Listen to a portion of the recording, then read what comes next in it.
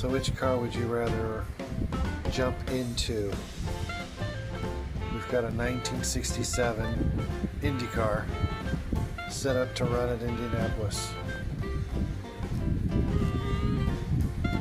Then you have the choice of a 1970 Audi Porsche Penske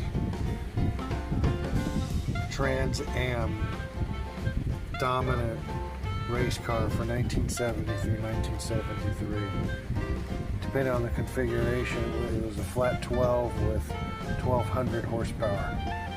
Phenomenal machine. But then you jump over here and you've got an option to do a drag run in Big Daddy Don Darlett's Swamp Rat. And gosh, I should reference it. That could be 2,500 horsepower. Unbelievable Hemi run. So which saddle would you jump into if you had the choice, one out of the three? Let me know.